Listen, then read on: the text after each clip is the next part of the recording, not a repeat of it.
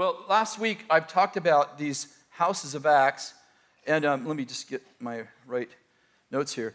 How many of you ever seen the movie, The Incredibles? How many have seen the movie The Incredibles? I've never seen it, but I heard it's awesome. It's a Disney movie about these superheroes, right? That all live in one house, this superhero family, and they want to change the world, and there's an enemy called Syndrome who plots against them. And last week I was talking about the fact that God has called us to actually have houses of Acts. And by the way, there was two houses, in the book of Acts, there was two houses where miracles, wonders, and signs happen, where angels visit them.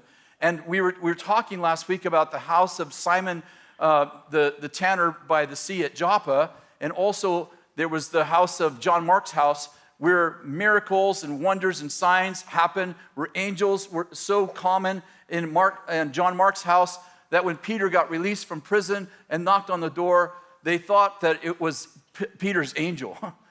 And so I started thinking about how many of you know that Jesus didn't say, these signs will follow the apostles who believe. These signs will follow the prophets who believe. He said, these signs will follow those who believe. And the previous verse says, it's in Mark 16, it says this, those who believe and are baptized shall be saved. The next verse, and these are the signs that follow those who believe. They'll cast out demons, they'll heal the sick, they'll pick up serpents and they shall not be harmed, they'll drink deadly things and shall not harm them.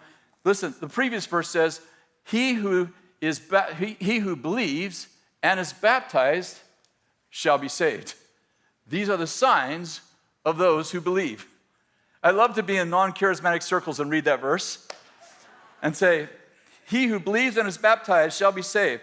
These are the signs of those who believe. And read the sign and say, is there enough evidence in heaven to convict you of being a Christian? I know there's a lot more verses than that in the Bible, but I just like to stir people up. Have you noticed? I'm sure you're surprised.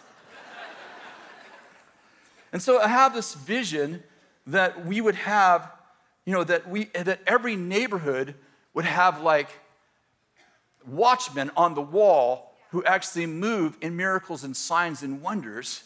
People come into your house sick, they leave healed. They come in with a destroyed marriage and they leave reconciled. They come in demonized and they leave free. Like what would happen if every house that is represented by Bethel Church was actually a house of Acts?